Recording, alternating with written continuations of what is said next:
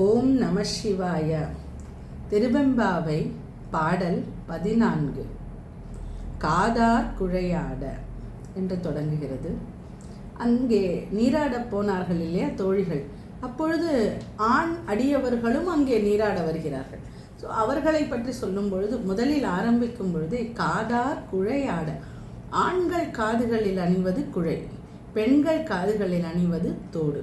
இதில் நேரடியாக சொல்லாமல் அந்த வார்த்தையின் மூலமாகவே நாம் உணருமாறு செய்திருக்கிறார்.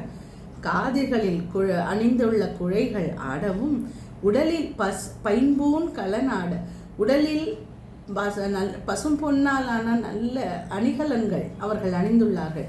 அப்படிப்பட்ட அந்த அணிகலன்கள் எல்லாம், அவர்கள் அணிந்துள்ள அணிகலன்கள் எல்லாம் ஆடுமாறும் பெண்கள் கோதை குழலாட, அவர்கள் தலையில் நறுமண பூக்களின் சரங்களின் நறுமண பூச்சரங்கள் சூடியிருக்கிறார்கள்.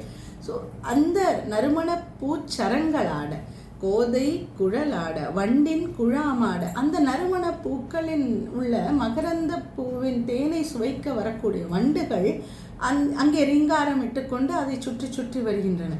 அந்த வண்டுகளின் அந்த கூட்டம், பூக்களை சுற்றக்கூடிய அந்த வண்டுகளின் கூட்டமாட, சீத புனலாடி, இவ்வாறு குழையாட, அணிகலனாட, பூச்சரமாட, வண்டாட, நாங்கள் நீரில் குளிர்ந்த நீரில் மூழ்கி ஆடி சீத புனலாடி சிற்றம்பலம் பாடி, அந்த தில்லை சிற்றம்பலத்தில் இருக்கக்கூடிய எம்பெருமானை பாடி வாயார பாடி, அப்படி பாடும் பொழுது அவன் வேதத்தின் விழுப்பொருளானவன், அவன் வேதத்தின் முழு பொருளான அவனின் அந்த தன்மையை பாடி, வேத பொருள் பாடி, அப்பொருள் ஆமா பாடி, அவ்வாறு வேதத்தின் விழுப்பொருளானவன் நமக்கு உரித்தான தன்மையானவனாக ஆனதை பாடி, சோதித்திறம் பாடி, அவன் பரஞ்சோதியாக இருக்கக்கூடிய அந்த தன்மையை, அந்த சிறப்பை பாடி, சூழ் கொன்றை தார்பாடி, அவன் அணிந்திருக்கக்கூடிய கொன்றை மலர்களால் ஆன மாலை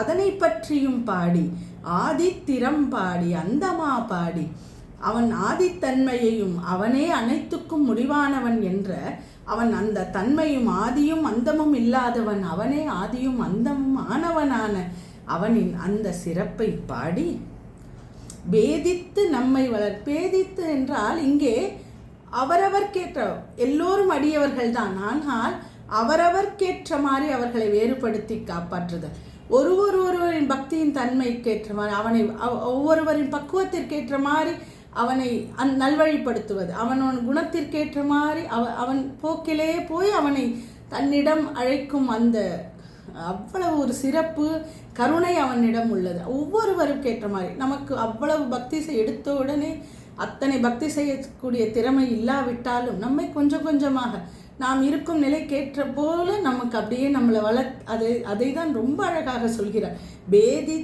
பேதித்து நம்மை வளர்த்தெடுத்த, அப்போ நம்மளை அப்படி அவன் கொஞ்சம் கொஞ்சம் கொஞ்சமாக வேறுபடுத்தி நம்மை வளர்த்து மேம்படுத்துகிறான் அந்த இறைவன்.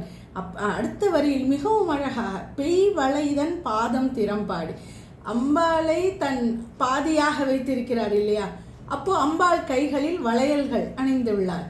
அப்படி பெய் வளைதன் பாதம் திறம்பாடி, அங்கே பாதங்கள் என்றால் ஒன்று சிவனாரது, ஒன்று அம்பாளது இல்லையா.